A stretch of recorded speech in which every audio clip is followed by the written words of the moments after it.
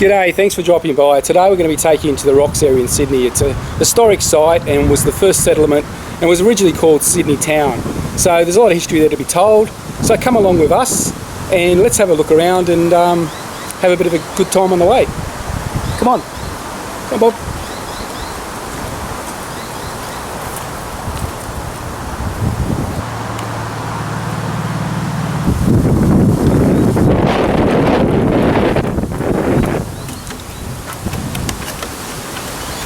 G'day, thanks for dropping by. Today we're going to take you to the Rocks area in Sydney. It's an historic site in just near Circular Quay, and there's a lot of history there to be told.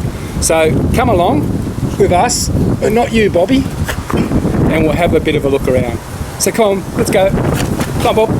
Let's go. Come on, Bob.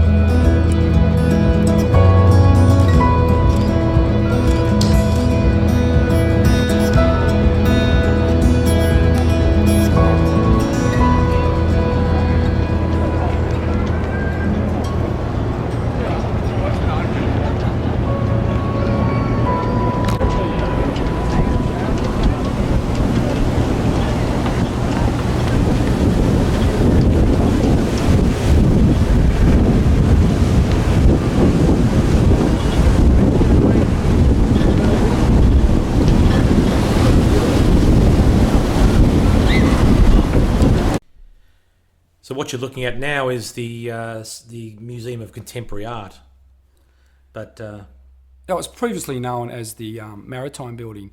They controlled all the shipping in Sydney Harbour. That's right. The museum was opened in 1991, as I said, as the Museum of Contemporary Art. In 2010, it underwent a $58 million expansion and redevelopment.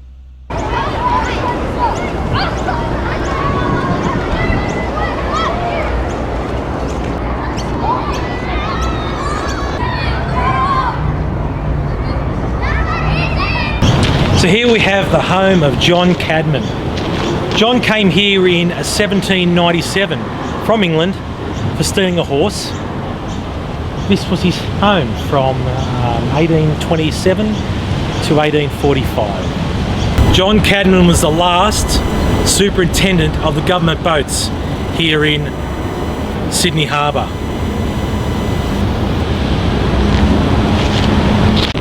He worked in Kincastle Hill as a convict labourer and then was transferred to the government dockyards in 1809. Cadman Cottage was built in 1816. It's the oldest still standing residential house in Sydney. It was restored in 1972 and is now owned by the National Parks and Wildlife Department.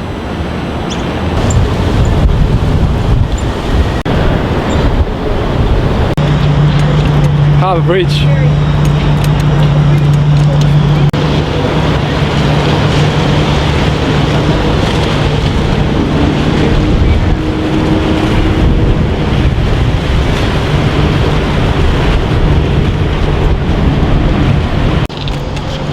Sydney Opera House.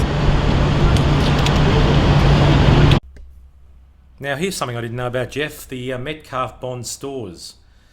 They were known as the Bond stores, where goods remained in the storage until importers paid the customs duty on them.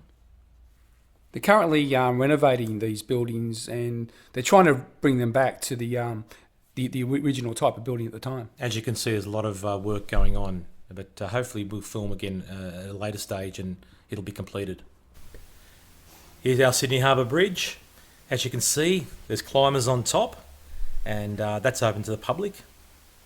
Anyone can climb it, and we've both done that, haven't we, Jeff? Yeah, sure. And the cost of the climb is well worth it. Well worth it. The views of Sydney Harbour are spectacular. Something you need to do once in your life at least, even twice if you're able to. Let's go.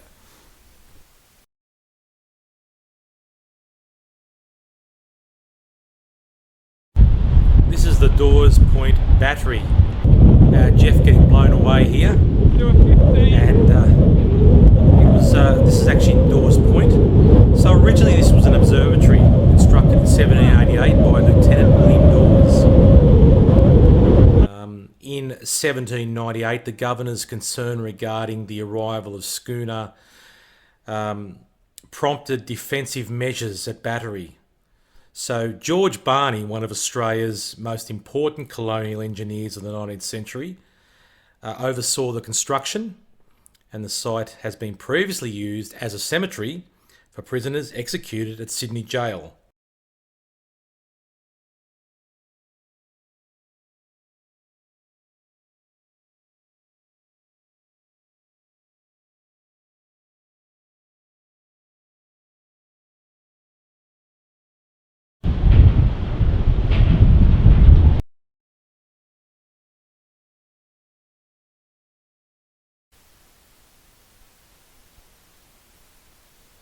So here we are at the Harbour View Hotel.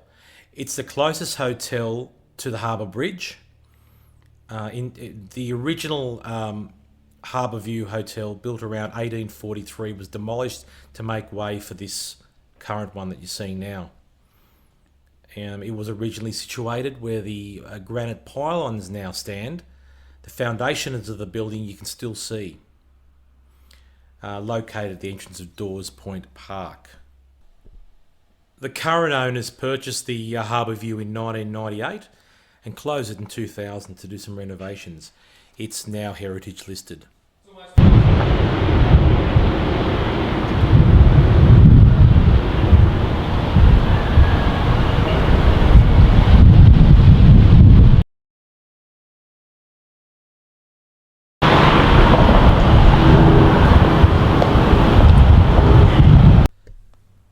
Yeah, there's about 14 hotels throughout the Millers Point region, but this is one of the popular ones, and especially by the military garrison of the time.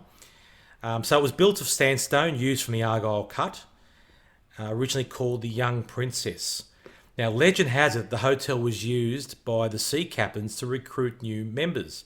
So unsuspecting patrons who drunk themselves silly were said to have been pulled through a trapdoor and carried through the underground tunnel to await ships in nearby Walsh Bay.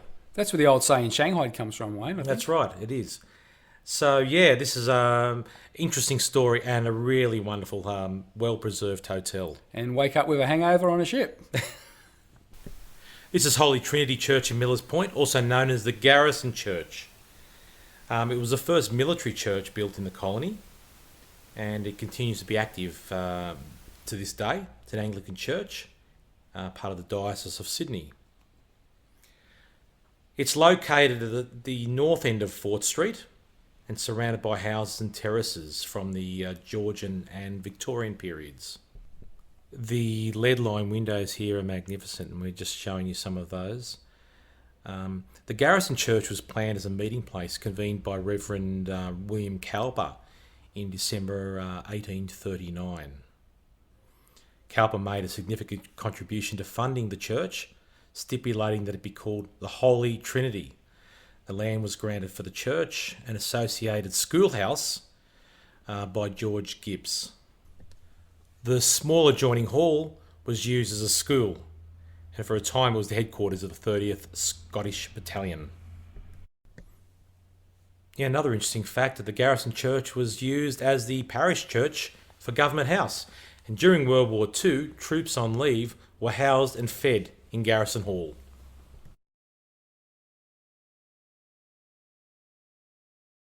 The good thing about the Anglican Church is they have these comfy chairs at the back.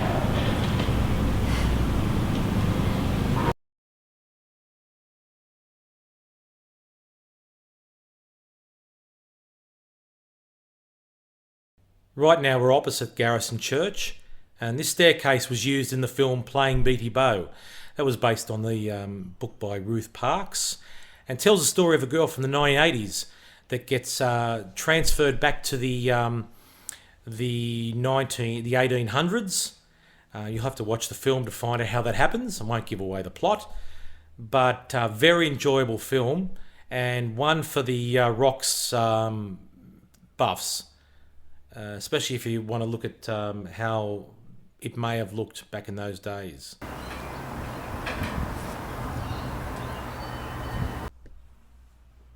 Now we're making our way up Fort Street to the Sydney Observatory. We'll take a look through that as well.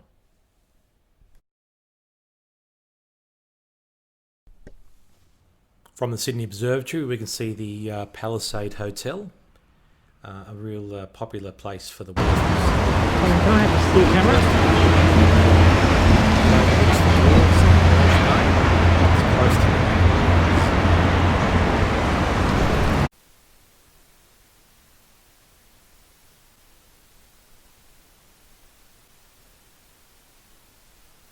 Time board on top of Sydney Observatory. It used to be used to tell the ships what time it was.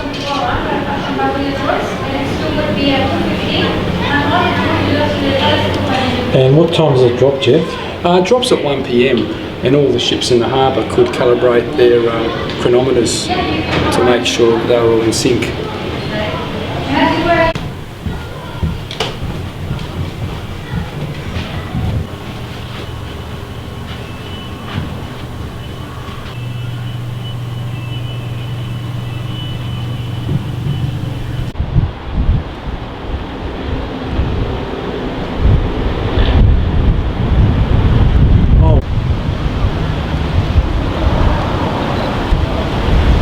So here we are at the Sydney Observatory.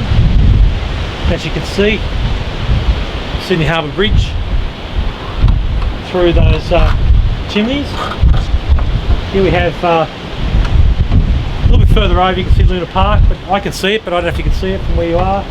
And here we have the piers, Pier 1 and so on, which mostly are all residential now. And if you just jump over here, we have a little bit of Barangaroo, our newest attraction here at in Sydney. Just see a little piece of it.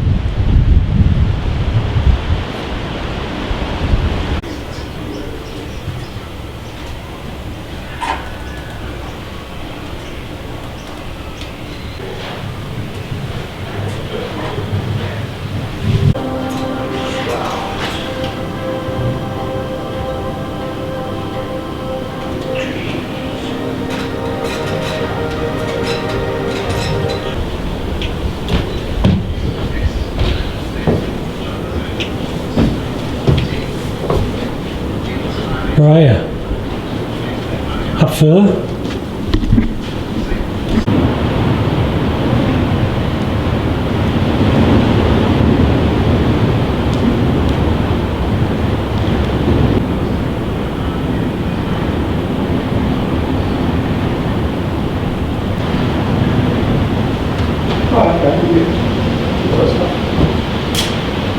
straight away here.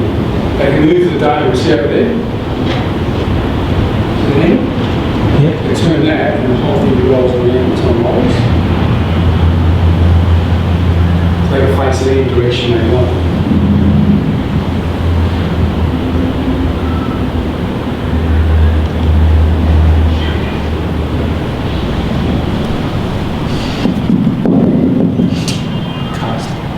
The lighthouse.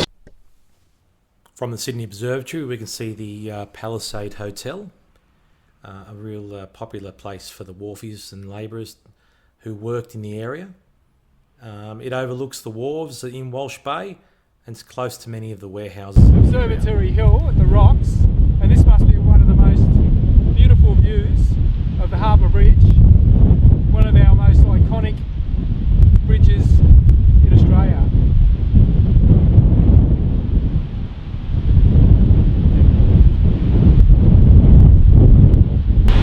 Sydney Observatory is the oldest observatory in Australia. It's been in use for more than 140 years. The observatory was built in 1788 for the passing of Halley's Comet.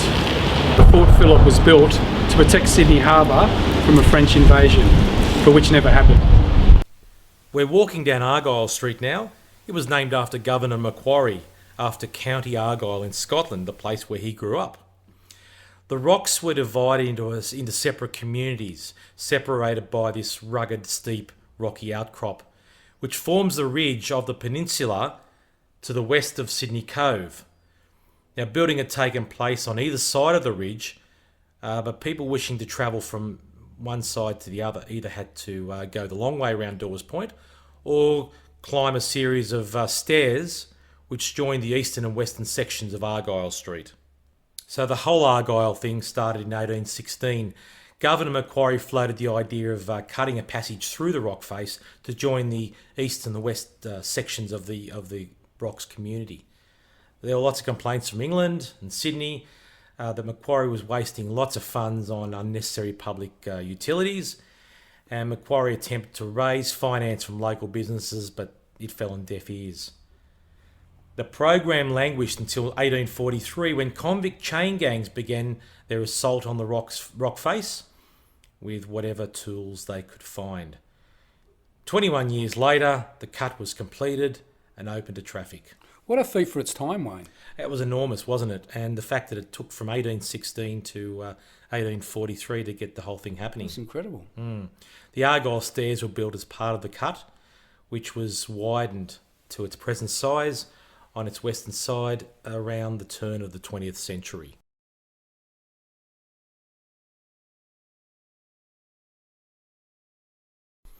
So right now we're walking down the Argyle Terrace, and as you can see, all these historic buildings are still in use and have done so. And there's also some new ones as well, but a lot of this whole area here is the terraces are all original buildings.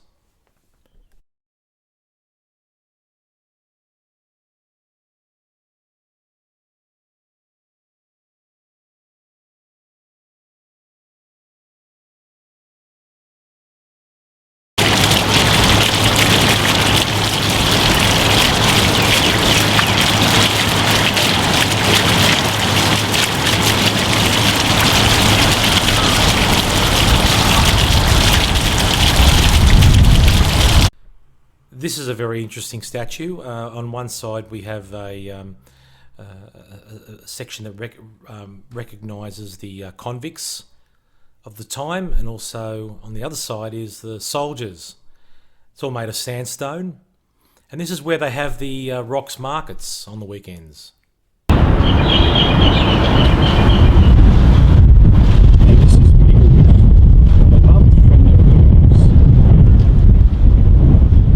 Why it's here, I do not know.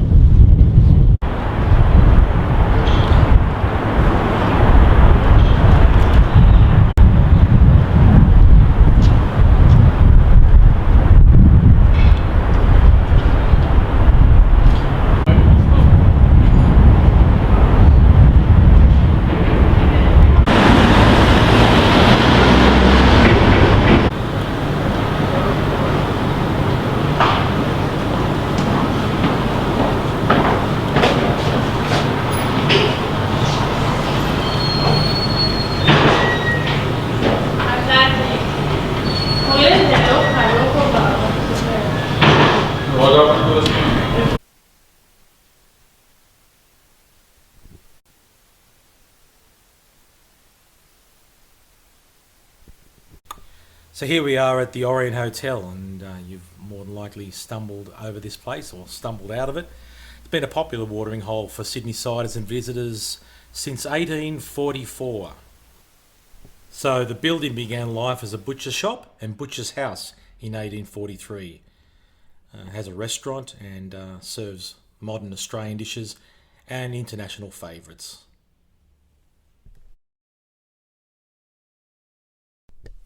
Yeah, I found this place absolutely fascinating. This is Susanna Place, and it's a terrace of 4 houses and a corner shop, and it's the only surviving working class dwelling of its era, and it's unique in having a history of domestic occupancy since the 1890s. So it was built for Edward and Mary Riley in 1844, who arrived from Ireland with their niece Susanna in 1838. The brick and sandstone house featured a basement, a kitchen and a backyard outhouse. The buildings, which today house a museum on the working class history, have survived numerous demolition threats, especially in 1900 when a bubonic plague led to hundreds of neighbouring houses being knocked down. In a future episode, we'll have a look through the museum, won't we? Yeah, I think we're going to have to go through it and explore.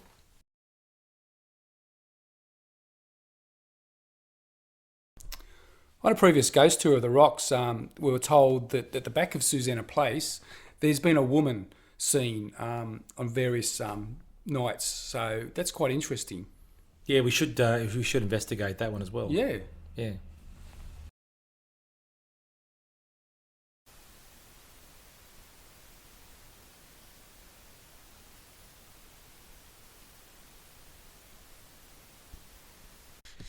It's a very old lamp on a lamppost, and I'd say now it's gas or kerosene.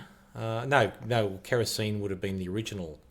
Oh, I think more so oil. They would have used Oil. oil like whale. That's right. With the whale blood. That's right. Blubber, yeah. And it makes a nice backdrop because there are a lot of wedding photos being done around this area. Very popular place for photographers and wedding shots.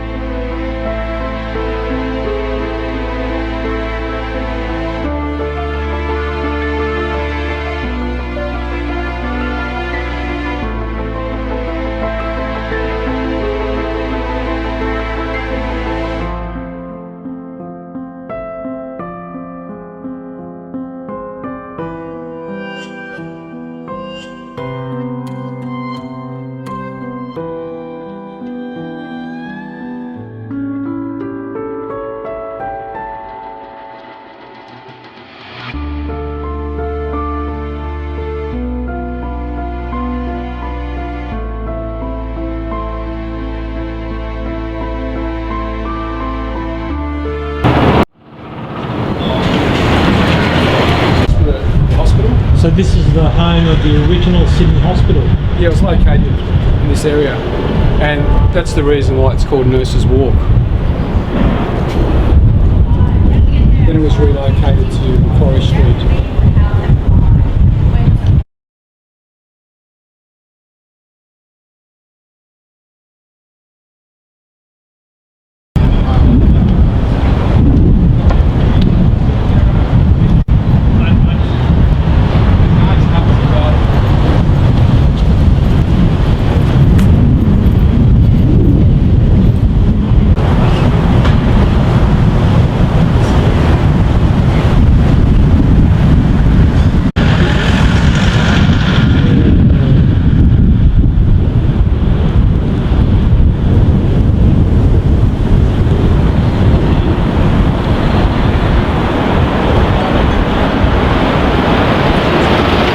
Rocks was once riddled with laneways connecting one section and level to another. Only a few of these narrow thoroughfares remain, but they reveal many secrets about the origins, growth and development of Australia's first colonial maritime village. By the middle of the 19th century, gracious 2- and 3-storey homes boasting peacocks and deer in their gardens and sweeping views of the harbour dotted the higher ground, whilst below a maze of winding streets and narrow cobblestone lanes lined with rat-infested hovels, hotels, brothels and warehouses were home to seafarers, cutthroats, prostitutes and working families. However, that all changed in 1900 when the bubonic plague swept through Sydney. The slums that had given the area its reputation were demolished, and many of its notorious black alleys, nooks and crannies vanished into history. This is the Fortune of War Hotel. It's Sydney's oldest licensed hotel, still operating, and it dates back to 1828. So the first licensee was Samuel Terry, who was transported to Australia in 1801 for 7 years for theft. When his sentence finished, he made the most of his misfortune to establish his business. This is the Fortune of War Hotel. It's to this day it's retained its old world charm, but also has built a reputation amongst tourists. A very, very popular tourist attraction. We come now to the Jack Monday mural. Born in 1929, Jack was an Australian union and environmental activist. He came to prominence during the 70s for leading the New South Wales Builders Labourers Federation in their famous green bands.